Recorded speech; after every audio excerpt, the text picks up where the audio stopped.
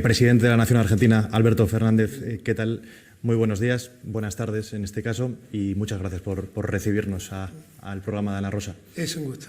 Bueno, lo primero, mostrarle nuestra profunda repulsa ante el intento de atentado de hace unos días contra la vicepresidenta. Lo primero que le quiero preguntar, ¿cómo está ella? ¿Cómo se encuentra ella? Evidentemente su vicepresidenta habla con ella permanentemente. ¿Cómo está la vicepresidenta Cristina ahora mismo? No, está bien, está entera, está fuerte.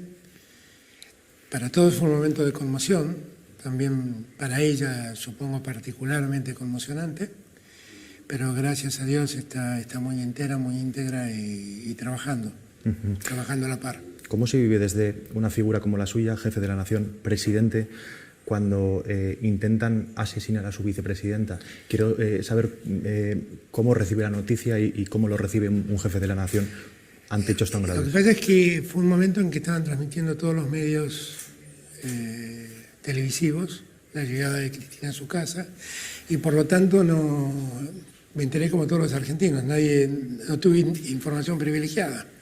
Lo que tuve fue el privilegio de hablar con ella e inmediatamente subí a su casa, cuando subí a su casa. Ahora, lo viví con mucho malestar, con mucha angustia, esa es la verdad, porque en la Argentina no habíamos tenido un episodio de esta naturaleza. En la Argentina, después de la dictadura, no ha habido crímenes de naturaleza política, no ha habido atentados a la vida de políticos.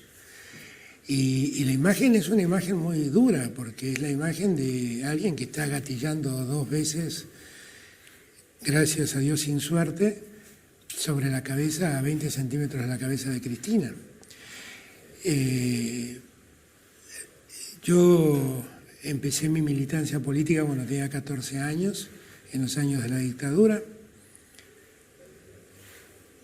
Gracias a Dios sobreviví a la dictadura, pero tengo amigos desaparecidos, compañeros de entonces desaparecidos, otros que se exiliaron, otros que fueron detenidos, torturados y recuperaron su libertad. Y la verdad que hay un pacto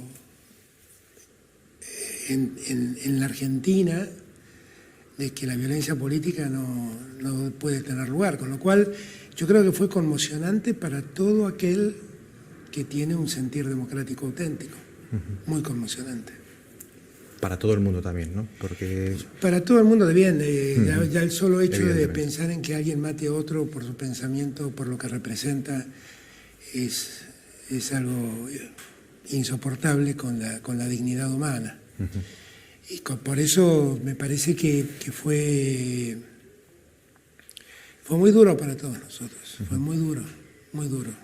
Y lo que sí me parece que fue muy alentador es ver al día siguiente las plazas de la Argentina repletas de argentinos y argentinas que salieron a reclamar paz y democracia.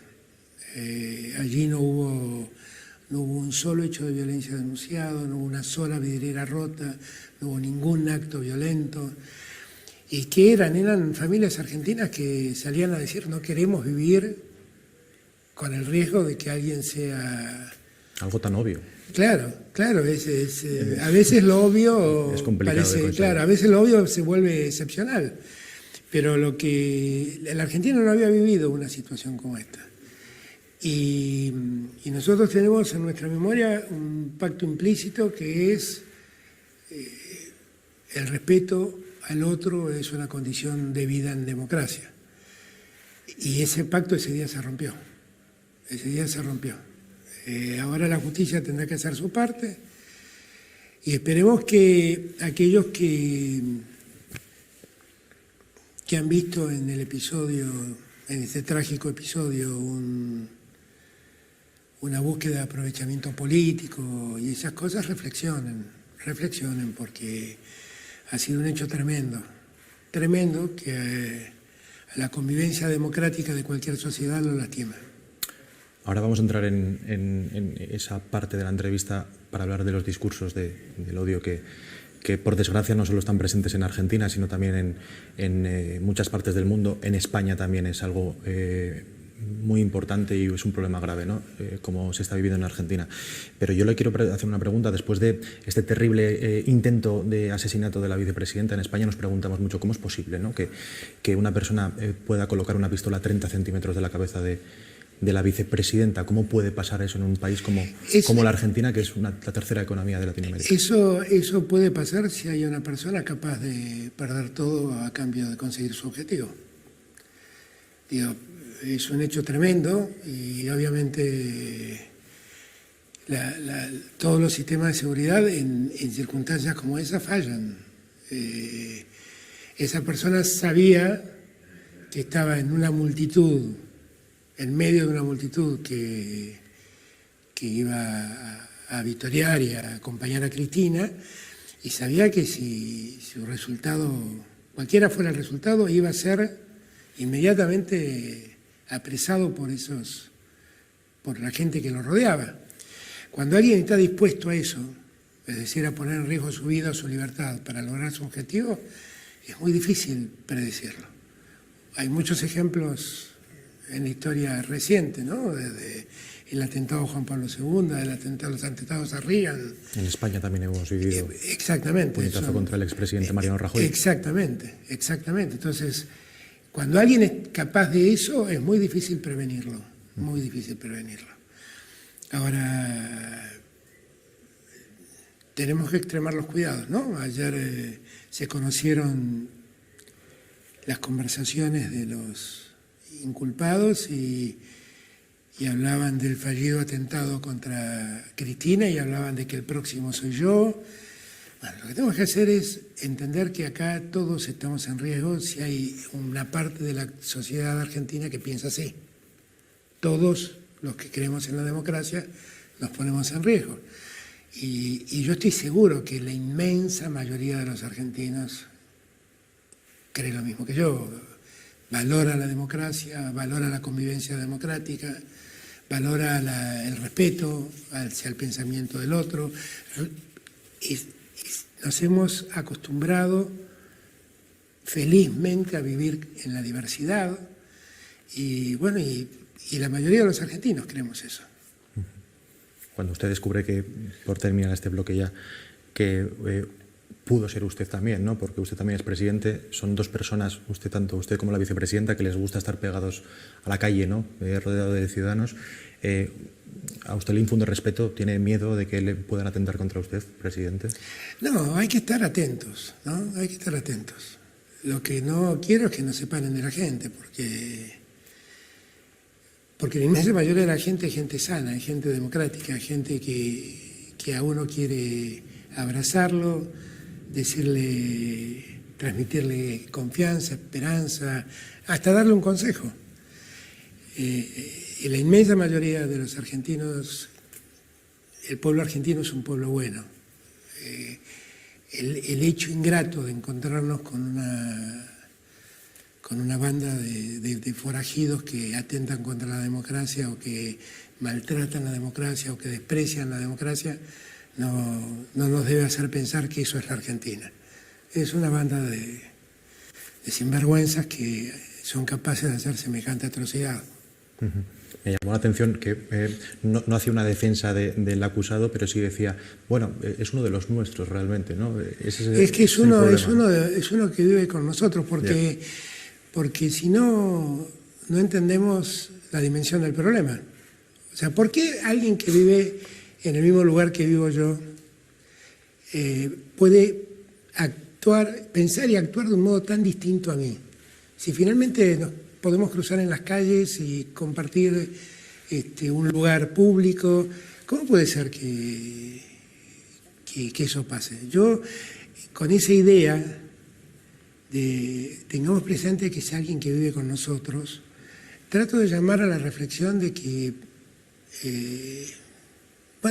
en algo no estamos haciendo lo suficientemente bien o algo se está haciendo lo suficientemente bien como para que en la cabeza de una persona penetre una idea tan horrible como la de matar a otro por lo que representa o por lo que piensa. Entonces, no es un marciano que vino a disparar contra Cristina. No es una persona que llegó, que salió por fuera de nuestra sociedad, es uno que vive en nuestra sociedad. Y por eso llamo la atención sobre ese tema. Presidente, por desgracia vivimos en sociedades cada vez más excesivamente radicalizadas, ¿no? El otro día dijo usted, bueno, hace 2 días me parece que la Argentina está lastimada, ¿no? Sí. ¿Hasta qué punto ha lastimado a Argentina, sobre todo interior y exteriormente, este suceso de hace unos días? ¿Cómo les ha afectado como país? Es que yo creo que todos sentimos que retrocedimos varios casilleros. O sea, después de avanzar en la democracia mucho, siempre nosotros sufrimos mucho la dictadura, pudimos sobrevivir a la dictadura y pudimos juzgar a los genocidas, y siempre recurrimos a la justicia. La consigna de la democracia fue verdad y justicia.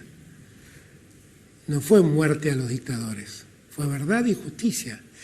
Y alguien rescató el otro día, hizo muy bien en decirlo, porque eso es la Argentina, que las víctimas, las madres que perdieron a sus hijos porque los genocidas los mataron o los hicieron desaparecer, los hijos que perdieron a sus padres y a sus madres porque la dictadura los hizo desaparecer o los mataron, nunca hicieron justicia por mano propia, nunca. Lo que reclamaron fue justicia. Una y otra vez le reclamaron al Estado justicia. Y la justicia llegó para todos ellos. Todavía se están juzgando casos del genocidio argentino. Entonces, me parece que eso hay que ponerlo en valor. Y entender que de ningún modo la discrepancia puede resolverse a través de un disparo. Presidente, hablando de discursos de odio, chequeando las redes sociales durante estos últimos días, hay hashtags, hay etiquetas en Twitter sobre todo, que se han viralizado y se han convertido en trending topic, ¿no?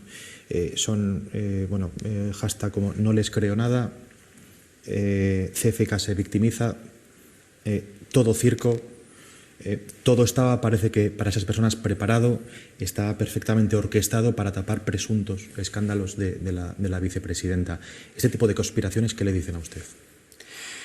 Que Humberto Eco dijo una vez que Twitter es un lugar donde los imbéciles parecen inteligentes y los inteligentes se vuelven imbéciles. Una barra de bar. Y me parece que, lamentablemente, Twitter debería revisarse a sí mismo, ¿no? Porque da lugar a esas cosas. El 90% de eso no es la sociedad expresándose. El 90% de eso son robots, máquinas que entran en el sistema e influyen sobre otros. Y esta idea de que las redes sociales vinieron a democratizar el pensamiento, yo lo relativizo. Es verdad que bien usadas democratizan el pensamiento, pero mal usadas ensucian el debate, lo ensucian mucho. Y pueden conducir el debate hacia el lugar donde cada uno quiera. Por esa mecánica que tenemos de ver cuántos tweets se hicieron en relación a ese hashtag. Y ese hashtag seguramente lo impuso alguien que maneja una red de bots, exactamente, y allí fue. Este es un tema que deberíamos debatir seriamente en el mundo. Yo sé que se debate, pero deberíamos debatirlo más que nunca. No hace mucho tiempo atrás vi un documental que se llama El dilema de las redes sociales, que en verdad a uno lo hace pensar mucho, por el modo en que por estas vías se termina influyendo en la cabeza de la gente y también se termina tomando el dato como un dato valioso para medir el humor social, el clima social, y muchas veces no dice la verdad de eso. Hoy leí en un diario acá en Argentina una supuesta encuesta que en verdad lo que hace es ver cómo se mueve la gente en las redes, pero la gente, ¿qué es la gente en las redes? ¿Cuáles perfiles son verdaderos o falsos? Claro. ¿Qué es la gente en las redes? Porque uno además puede manipular ese resultado multiplicando los bots que pone a jugar. Esa es la realidad. Entonces, ese es un tema que cuando uno lo habla, enseguida dicen, no, quiere atentar contra la libertad de prensa o contra la libertad de expresión. No, no se trata de eso. Al contrario, quiere garantizar la mejor libertad de expresión, que es que sea una libertad de expresión que no aparezca salpicada por la influencia de estos mecanismos. Pero no es lo que está diciendo la justicia lo ha analizado y ha dicho que no es un inimputable, no tiene ninguna alteración en sus facultades mentales y tiene plena comprensión de la criminalidad de su acto y se ha movido libremente dirigiendo sus acciones. Entonces, no es un loco, es otra cosa. Puede ser una persona enojada con la democracia.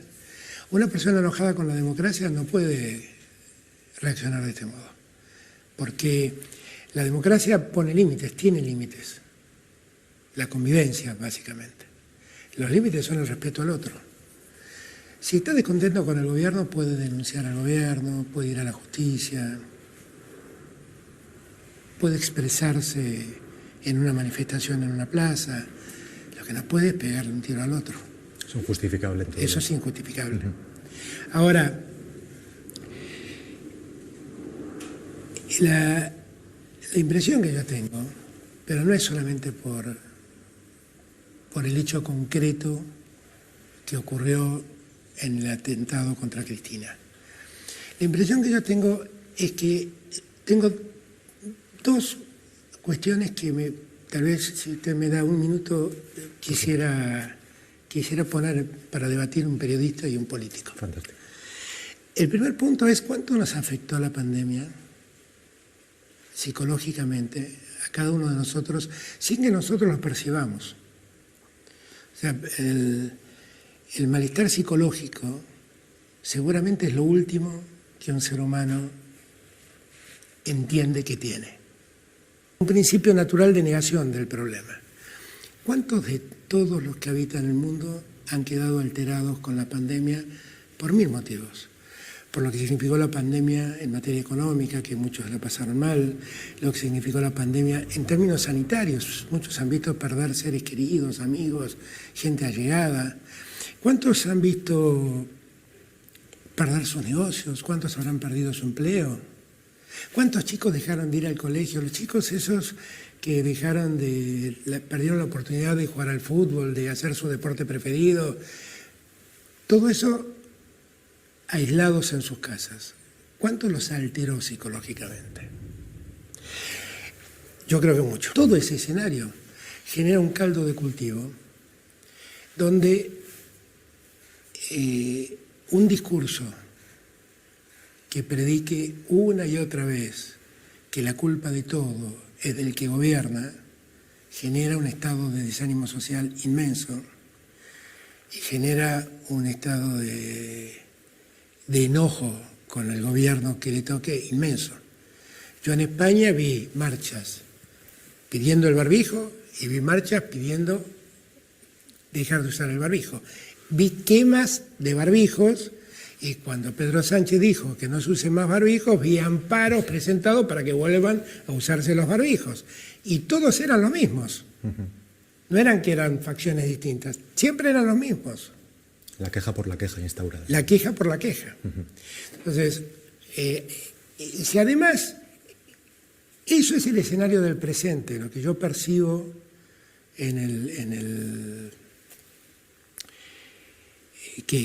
cómo se facilita el discurso del odio en una sociedad que no está bien anímicamente, en el mundo entero. Ahora, en Argentina pasa algo adicional. En Argentina el discurso del odio no empezó con la pandemia. Sería injusto si yo dijera eso.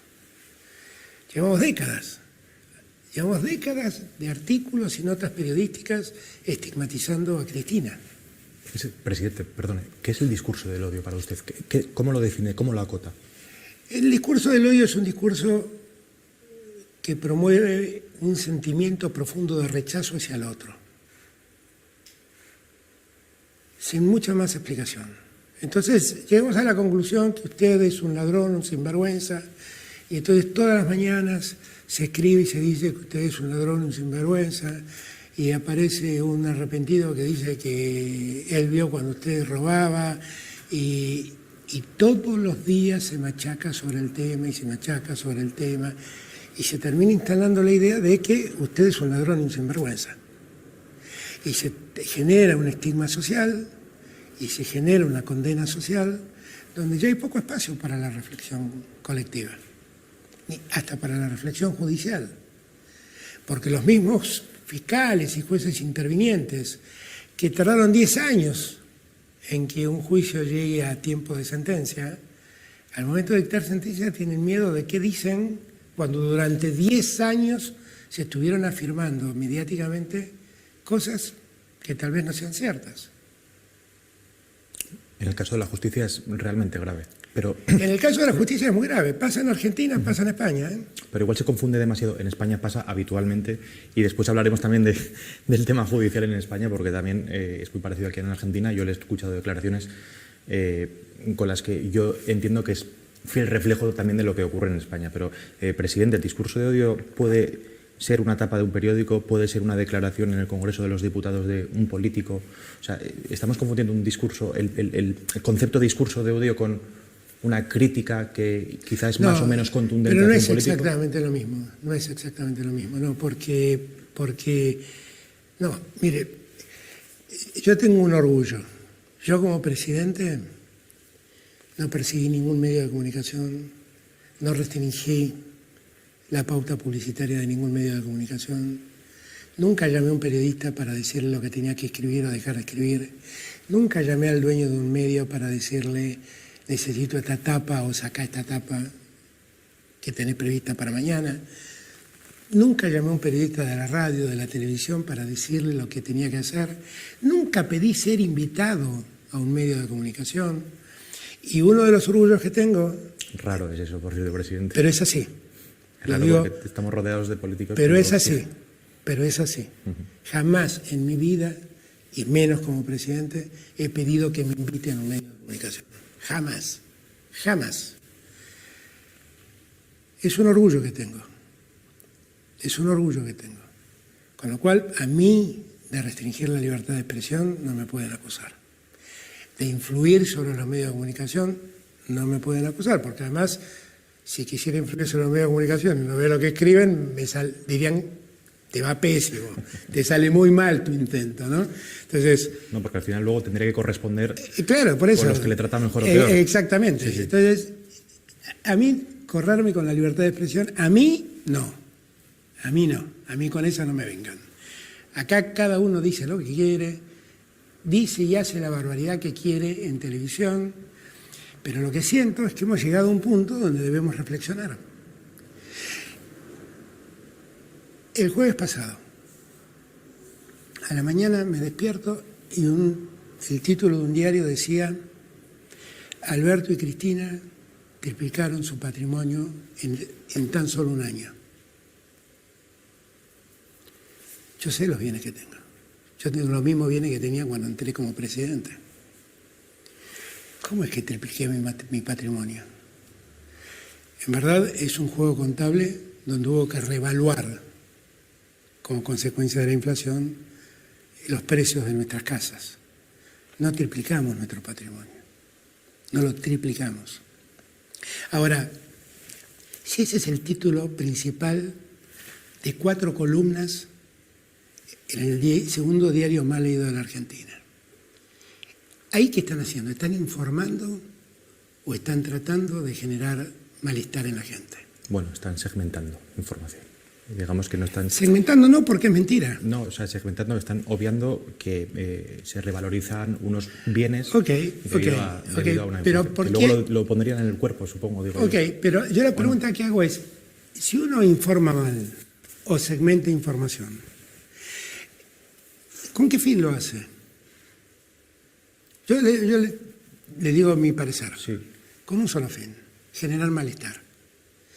¿Por qué ese señor o esa señora que le pasó tan mal en la pandemia y que ahora empieza a recuperarse, de repente lee que quienes presiden este país triplican su fortuna en un año, solo pueden odiarnos, solo pueden sentir un profundo desprecio hacia nosotros, no pueden sentir otra cosa?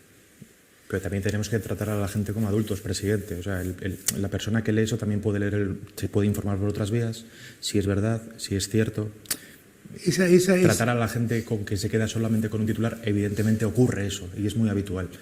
Pero igual, la gente también es adulta. Si le sirve, yo le diría que ese fue el título en casi todos los diarios de la Argentina. Esa es la realidad. Entonces, yo lo que me pregunto es, cuando hace unos años atrás un diario publicó también, tapa con título catástrofe, que el hijo de Cristina y una ex ministra de Defensa tenían cuentas en el exterior que nunca tuvieron. ¿Cómo se llama eso? No, manipulación. Cuando durante una enorme campaña se llevó adelante planteando que mi actual ministro de Seguridad estuvo involucrado en el tráfico de efedrina en la Argentina. Y nunca un juez lo llamó ni para tomarle declaración testimonial en un caso de esos. ¿Cómo se llama eso? Yo lo que digo es que hemos llegado a un punto donde tenemos que repensar cómo funciona esto. Se los dice alguien que, vuelvo a repetir, no prohíbe ninguna de esas tapas, y nunca llamó al dueño de un diario para decirle dejen de publicar esto. Ese es el que está hablando. Pero me parece que es necesario que revisemos y que repensemos, porque es muy difícil construir la convivencia democrática con esa lógica. Porque esa lógica conlleva a algo que está muy presente en los discursos de Vox, de los libertarios, que es la idea de que la política es una casta, donde algunos pocos nos beneficiamos mientras el pueblo sufre. Y eso no es verdad. La mayoría de los políticos que yo conozco son honestos y trabajan honestamente. ¿Habrá corruptos? Claro que hubo corruptos, claro que sí. La palabra casta la utilizó o la sacó a coalición en España el que fue vicepresidente del gobierno, que es Pablo Iglesias. Y luego, posteriormente, estuvo en la vicepresidencia. En la Argentina lo usaron los libertarios, los llamados libertarios, que no son tan libertarios, ¿no? Porque son los que proclaman la libertad de los poderosos. Al final los extremos se tocan, casi. Yo lo conozco a Pablo, no lo consideraría un extremista, pero y no sé en qué sentido Pablo lo decía, pero sí sé cómo lo tratan acá. Yo sé cómo lo tratan acá, el concepto de casta. Ahí están haciendo, sin que nosotros nos diéramos cuenta, la derecha fue cooptando lugares en las justicias, en los poderes judiciales de muchos países, y fue cooptando lugares en los medios de comunicación. Y después eso se terminó conectando, comunicando. Eso se ve en todos lados. Yo leía días atrás una sentencia, creo que era dictada en Andalucía, donde prácticamente usaban la misma terminología que usó el fiscal que acusó a Cristina. Y me impresionó mucho, porque es casi textual, un artículo que salió hace 2 o 3 viernes atrás en el diario El País. ¿Sobre los ERES? Sobre los ERES, exactamente.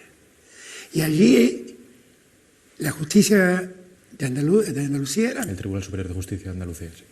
Volví a hablar de el no puede no saber. Yo enseño Derecho Penal hace 30 años, más de 30 años. Cuando uno imputa a alguien un delito doloso, tiene que probar que esa persona sabía y quería cometer ese delito. Si yo digo, usted no puede no saber, lo que estoy diciendo, yo deduzco que usted sabía. Y si yo deduzco, no lo sé. Y si no lo sé, no le puedo atribuir el dolo. Exactamente. Es que se me está adelantando en temas que parece que me ha leído la entrevista.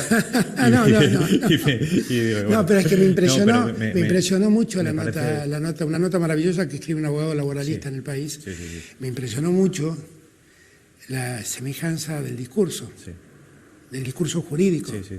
Porque en derecho penal toda interpretación debe ser muy restrictiva. No quiero avanzar sobre este tema por si lo vamos a tocar después. Pero lo que sí quiero marcar es que este discurso libertario en verdad tiene poco de defensa de la libertad. En verdad defiende una casta, la más rica, la más poderosa. Defiende la libertad de los que más tienen. Esa es la libertad que defienden. Y en verdad, con su discurso, que generalmente es violento y revulsivo, ponen en juego la convivencia democrática. Claramente es así. Le voy a insistir, o le voy a sacar una propuesta que hizo hace unos meses, cuando el vicepresidente del Gobierno español era Pablo Iglesias, que dijo en el Congreso de los Diputados que quizá habría que pensar en proponer mecanismos de control a los medios de comunicación privados que están haciendo mucho daño en fomentar lo que usted dice, ¿no? Ese discurso que está haciendo tanto daño a la sociedad. ¿Usted está de acuerdo con esto, en que se puedan plantear mecanismos legales a través de un gobierno para controlar determinados medios o los medios de comunicación privados? Es muy difícil de hacer. Es muy difícil de hacer. Porque el control supone meterse en los contenidos y es muy difícil de hacer. Eso es lo que yo creo. Ahora, sí celebraría muchísimo que, por ejemplo, existe un código de ética periodístico en cada medio. Sí. Acá, hace unos años atrás, un gran periodista, muy antiperonista, pero un gran periodista, que se llamaba Tomás Eloy Martínez, escribió un decálogo para el periodismo. Y sería buenísimo que todos los periodistas argentinos leyeran y respetaran ese decálogo. Sería buenísimo. Sería buenísimo. Ahora, yo no conozco ni tribunales de ética periodísticas, ni conozco normas éticas para el periodismo, por lo menos en la Argentina no los conozco. ¿Cómo se puede regular legalmente el funcionamiento de lo que se dice es expresión libre? ¿Cómo se puede regular? Yo lo que creo que todo tiene un límite. A veces los límites hay que autoimponerlos, ¿no? Los medios deben decir, no, este es el límite de lo que yo permito decir en mi medio. Hay límites que muchas legislaciones ya la tienen, las calumnias, las injurias, la difamación, eso está reglamentado y está legislado. Es cierto que hay mucha posibilidad de que los periodistas gocen de cierto bill de indemnidad frente a cosas injuriosas o calumniosas que dicen. Pero yo creo que en verdad, no sé en qué pensaba Pablo cuando pensaba en regular o reglamentar esto. No lo sé. Lo que sí sé es que el sistema mediático fue cambiando con el correr del tiempo. Yo en estos días, a partir de lo que pasó el otro día con Cristina, se volvió a hablar mucho del discurso del odio. El discurso del odio existe, no hace falta que dejemos en claro que existe. Lo que es muy difícil de legislar y castigarlo, porque finalmente ¿quién define lo que es odio? ¿Dónde una crítica empieza a ser un decir odioso? Entonces está la causa-efecto también. Eso es muy difícil. Prueba, sí. Eso es muy difícil. Es verdad. Pero cuando nosotros volvimos a la democracia, Raúl Alfonsín dictó una ley que se convirtió en una reforma del Código Penal que se llamó la Ley de Defensa del Orden Institucional y la Vida Democrática. En verdad, Alfonsín hizo una buena ley que nos permitió castigar los golpes de Estado, declararlos imprescriptibles, poder definir quiénes son los funcionarios responsables en un golpe de Estado. Y trató el problema del golpe institucional. Ahora, en 1984, cuando esa ley salió, la verdad es que había muchas cosas que hoy existen y en aquel momento no. Por ejemplo, no conocíamos los golpes de mercado, no conocíamos los golpes blandos, no conocíamos los golpes mediáticos, no existían las redes sociales. Todo esto altera la vida democrática. Entonces, aunque en aquel capítulo del Código Penal Alfonsín incorporó un bien jurídico que se llama la convivencia democrática, no sabemos muy bien en qué consiste y cómo se vulnera. Y sobre eso deberíamos reflexionar en términos legales. Sabiendo que hay un delicado equilibrio entre la libertad de expresión y el discurso del odio. Creo que el problema principal, sobre todo porque siempre ha habido tapas críticas y siempre ha habido Pero no es la crítica, discursos críticos. Yo creo que el problema ahora mismo son las redes sociales que quizás sí merecen un determinado control. Pero bueno, esto es una opinión que yo tengo. Pero es que yo creo que hay una nueva realidad. Cuando nace Twitter, lo que todos sentimos es que había nacido un lugar de democratización de la palabra.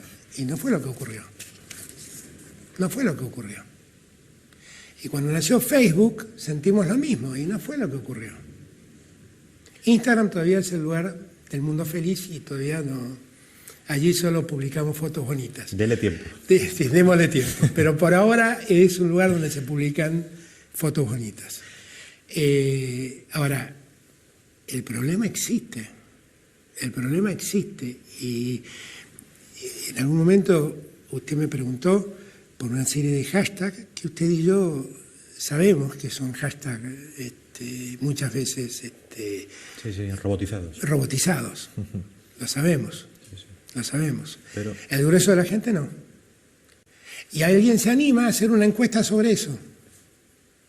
Y lo publican en los medios. Hay un tema en la convivencia democrática que nosotros debemos analizar, que es la irrupción de todas estas nuevas formas, que no existían, no estaban presentes en los años 80, en la primera mitad de los años 80, cuando en la Argentina se legisló sobre la convivencia democrática. No existía. Esto no tiene que ver con la libertad de prensa, insisto, sí. Tiene que ver con la convivencia democrática. Es algo que va más allá. Porque el que intenta pegar un disparo a Cristina, no está escribiendo una nota, pero está alterando la convivencia democrática. El discurso del que tira, la actitud del que tira bolsas mortuorias con nuestras caras al frente, no está escribiendo un diario, pero está teniendo una actitud antidemocrática. ¿O si han leído esas notas? También. No, claro. Me refiero, que es que al final... Claro, es que todos las leemos.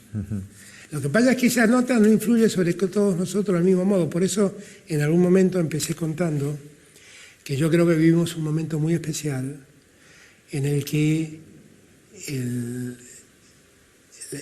la psicología humana está muy alterada.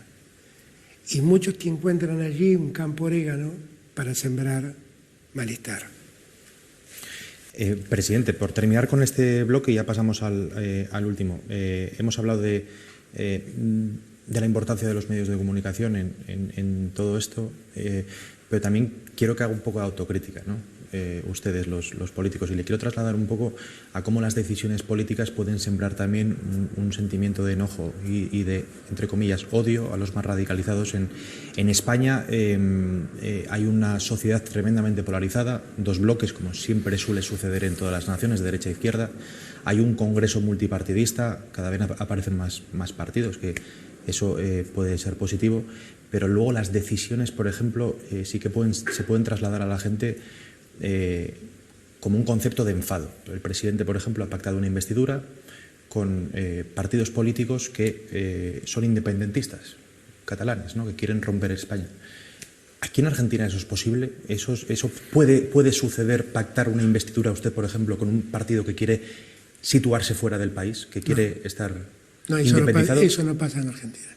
Eso no pasa. El caso español en eso es un caso singular. No me gustaría opinar mucho porque es un país al que amo tanto que además quiero ser cuidadoso en mis opiniones. Pero lo que pasó en algún momento con el País Vasco y lo que ocurre hoy con Cataluña, no pasa nada parecido en Argentina. Nada parecido a eso. Ahora, la pregunta igual valdría si usted me preguntara, qué sé yo, en la última elección entraron algunos diputados libertarios. Los diputados libertarios son negacionistas de la dictadura y son fuertes críticos de la democracia como sistema político. Si usted me preguntara, presidente, ¿usted pactó con ese partido libertario que reivindica la dictadura, que niega el genocidio y que es antidemocrático? Y yo diría, bueno, la verdad es que estoy faltando al pacto democrático. Porque uno de los grandes problemas que tiene la democracia es que le permite a los no democráticos llegar y asomar y hacerse de poder. Ese es uno de los problemas que tenemos. Y eso es un tema que tenemos que resolver. ¿Qué hacemos con los partidos políticos que expresan desprecio a la democracia? ¿Qué hace la democracia con ellos? Porque es un caso paradigmático, ¿eh? Pensábamos, por ejemplo, que en un país como Estados Unidos eso nunca iba a pasar. Y un día vimos el Capitolio repleto de gente impidiendo que Biden sea proclamado presidente. Pasó. Pero en España también muchos acusan a Vox de ir contra esos valores democráticos. También es cierto que un partido político que organiza un referéndum ilegal, como sucedió en Cataluña, o varios partidos políticos, también están atentando contra esa democracia. En España se habla de cordones sanitarios, pero por las dos partes también hay partidos que se sitúan fuera de los valores democráticos, ¿no? O sea, habrá en todos lados cuecenadas, me refiero. Es que ahí estoy de acuerdo con usted. ¿Qué hacemos con los partidos no democráticos que se valen de la democracia y del malestar social de una coyuntura o de un nacionalismo exacerbado para romper la democracia? Bueno, yo creo que ahí la democracia tiene que generar canales de solución que impidan esto. Digo, finalmente Hitler también llegó por el voto democrático, ¿no? Sí. Ahora, el día que llegó, rompió la democracia, hizo trizas la democracia. ¿Pero de qué hablamos, presidente? ¿De cordones sanitarios? ¿De ilegalizar partidos políticos? Tenemos que buscar, no lo sé, porque todo esto, hablemos claro, los libertarios, los libertarios argentinos son los Vox españoles. En verdad todos parecen haber emergido después de Trump. Antes de Trump, ¿qué era el trumpismo? Era el Tea Party. ¿Cómo era visto por el mundo? Como una minoría radicalizada de los republicanos. Pero es el no voz. Nunca pensamos que iban a llegar como llegaron. ¿Y cómo llegaron? Bueno, hay todos cuestionamientos del uso de redes sociales, de toda una maquinaria de desprestigio sobre demócratas y Hillary Clinton, que era la candidata de entonces. Llegaron al poder e hicieron lo que hicieron. Y con ayuda de determinados medios. Yo soy también, periodista, pero también sé ver la realidad, Y lógicamente, también, ¿no? y Sí, también, sí. y también, por eso digo... No hay que negar la evidencia. También, pero un día hablando con Jack Sullivan, que es el actual secretario del Consejo de Seguridad de los Estados Unidos, hablábamos de América Latina y yo le hice una broma, le dije, usted sabe que en los años 70 nosotros solíamos hacer una pregunta, ¿saben ustedes por qué en los Estados Unidos no hay golpes de Estado? No, ¿por qué? Porque en los Estados Unidos no hay embajada americana. Porque en los años 70, en casi todos los golpes de Estado, estuvo involucrado Estados Unidos. Cuando le hice el cuento, que es una broma, a Sullivan, Sullivan me dijo, sí, conocía el chiste. Lo que pasa es que después de ver lo que pasó en el Capitolio, tengo miedo que ocurra eso en los Estados Unidos. Es un momento muy grave donde los verdaderos demócratas tenemos que hacer un pacto por preservar la democracia. Porque cuando uno habla de preservar la democracia, no es solamente preservar lo institucional, es preservar la vida en su mejor condición, es preservar la vida democrática, el respeto por el otro, el respeto a la diversidad, la libertad de cultos, el terminar con el racismo. Es eso, preservar la democracia. La LGTBI. Todo eso. Bueno, presidente, ahora le voy a hacer un bloque un poco político, porque en España también hay muchas políticas que se están llevando a cabo en Argentina que, digamos, que las quieren copiar, por así decirlo, ¿no? Una de ellas es, bueno, evidentemente la inflación está... eso no lo copian, ¿eh? Eso no lo copian. Eso vamos a intentar no copiarlo, pero por ejemplo, la política de tope de precios, ustedes tienen unas políticas, me parece que desde el año 2014, precios cuidados, ¿no?, que afecta a unos 1.000 productos de primera necesidad. 1.300 productos. 1.300 productos de primera necesidad. En España, la vicepresidenta Yolanda Díaz también en su día habló de un posible acuerdo con las cadenas de alimentación de supermercados para hacer un mecanismo más o menos similar. Ustedes que lo llevan haciendo desde el año 2014, ¿cómo les está funcionando? ¿Qué tal estuvo? A ver, precios cuidados es un sistema por el cual los productores de alimentos hacen un acuerdo con el Estado que sobre determinados productos le fijamos un precio X. El sistema funciona básicamente en las grandes cadenas de comercialización, en los grandes supermercados. ¿Qué quiero decir con esto? Eso es fácil de cumplir y hacer cumplir en los grandes centros de ventas. Ahora, la Argentina tiene 400.000 puntos de venta de alimentos a lo largo de todo el país. Imposible controlar eso. Y los supermercados solo representan el 30% de la venta de alimentos. O sea, si en España los supermercados representaran el 80% de la venta de alimentos, yo les diría que ese es un buen camino.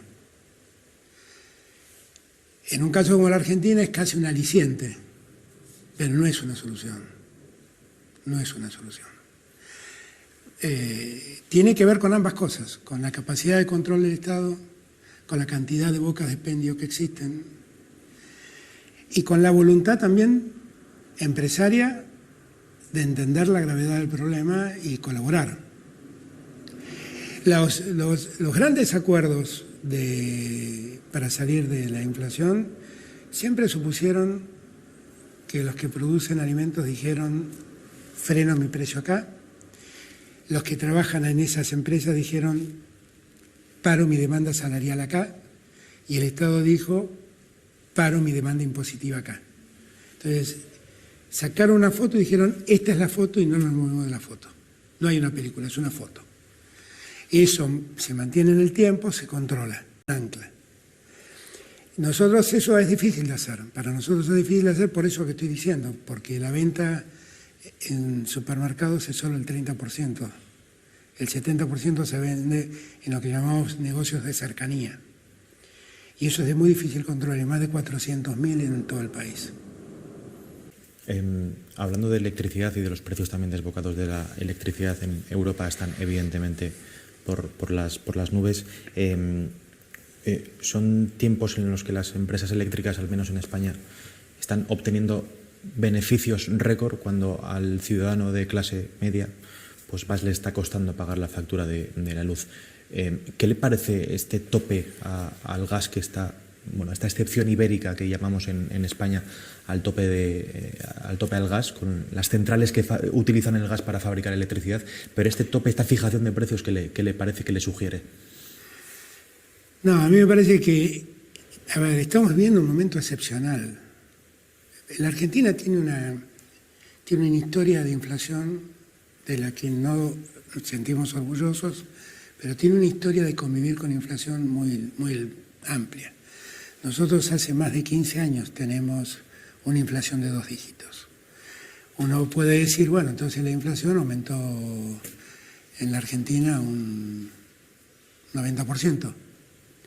Pero si uno piensa que España saltó de no sé de cuánto a 8. Estados Unidos saltó de 1 a 10. Bueno, España hasta hace poco incluso estaba negativa, o sea, me refiero. Por eso, pensemos en Estados Unidos, salta de 1 a 10, 900% de inflación tuvo.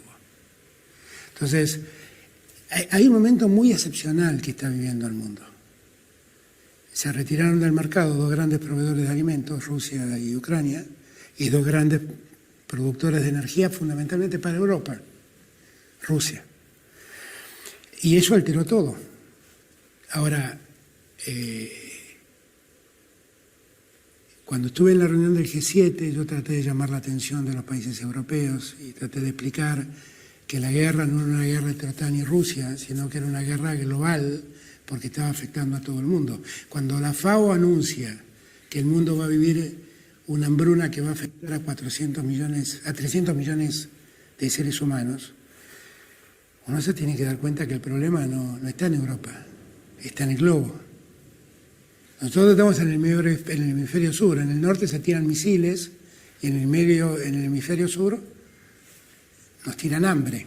Pero el ciudadano que vive medio argentino, español, que muchas veces escucha a su presidente decir, bueno, es una crisis mundial, que lógicamente es producto de la guerra, pero se pregunta ya, pero mi presidente, ¿qué puede hacer para que vaya al supermercado y cada día no cambien los precios? ¿Qué puede hacer mi presidente? Miren, el día que nos contaron allá por los años 90 que el mundo se había globalizado y que íbamos a hacer una gran aldea, nos tenían que contar toda la historia. La historia que nos contaron es que todos íbamos a vivir de un gran mercado donde todos íbamos a comercializar libremente, pero lo que no nos contaron era que cuando se resfriaban en Rusia, estornudábamos en Argentina. Y este efecto de la globalización existe. Y este efecto de la inflación transnacional existe. Y el efecto de las crisis financieras que se trasladan y contagian al mundo existen. Explotó Lehman Brothers y se hizo un estrago económico en todo el mundo. España, con las hipotecas subprime, fue una de las mayores víctimas. Entonces, ese problema existe y hay que asumirlo. Si Pedro Sánchez, que es alguien a quien quiero y respeto particularmente, entiende que hay que ponerle un tope al precio del gas en favor de los usuarios, y además sabiendo que el gas está faltando en Europa, y además sabiendo que las empresas, por lo que escucho, yo estoy repitiendo, las empresas están teniendo buenos resultados, me parece que es algo absolutamente legítimo que se haga eso. El Estado debe arbitrar donde una situación de injusticia aparece y donde aparece una situación de excepción. Y la verdad es que una guerra es una situación de excepción. Y nada hay más injusto que la guerra, porque cuando aparece la guerra, lo primero que se escapa es la verdad. Entonces,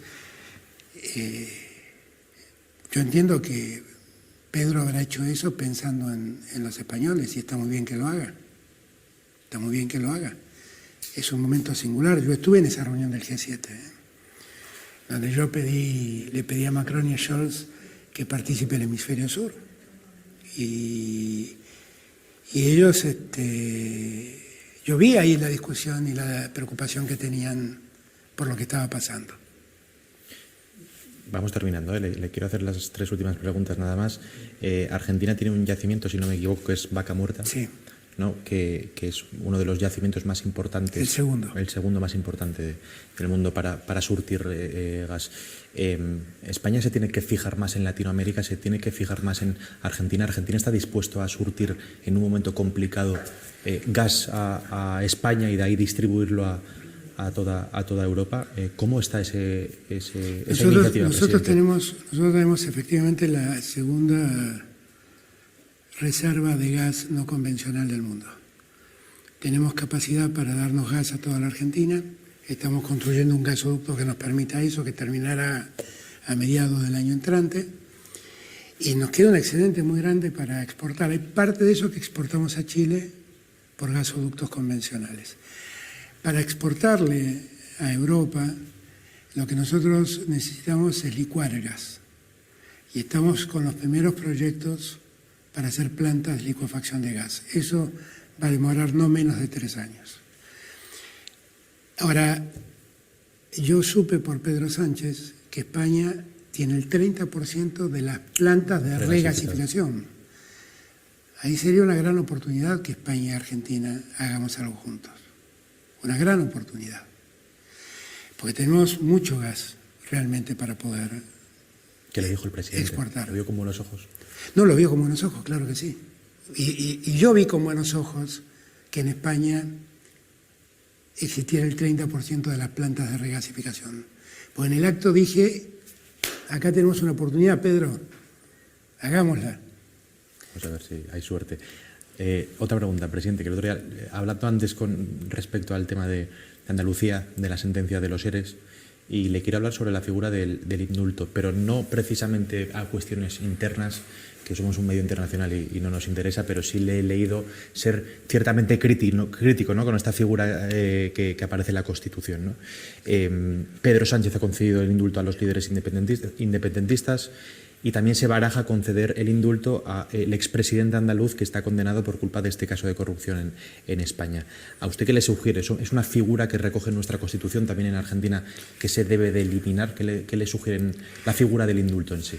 En la Argentina, la Constitución argentina ha recibido la figura del indulto de la Constitución norteamericana.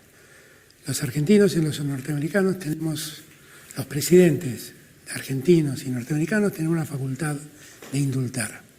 Ahora, siempre me he expresado en contra del indulto porque para mí es un resabio monárquico. Es el perdón que el rey daba a alguien al que la justicia había condenado. Y siempre me expresé en contra. Ahora, eso supone que haya una justicia democrática y que haya una justicia que funcione con reglas dogmáticas propias de la democracia. Porque si la justicia no funciona con reglas de la democracia y se pone al servicio de la política, entonces ya no hubo justicia. Y entonces el indulto puede tener otro valor. Yo lo que veo, lo que ustedes vieron en el caso de los ERES y que en la Argentina se ve en el caso de Cristina y que vimos en el caso de Lula en Brasil y que vemos en el caso de Rafael Correa en Ecuador, es una lógica dialéctica que se repite, que no tiene sustento jurídico real, es una nueva construcción de interpretación de la responsabilidad penal que no tiene nada que ver con los criterios de la República y de la democracia. Entonces, si alguien es castigado siguiendo estas nuevas reglas, hay que pensar seriamente si ese castigo es justo.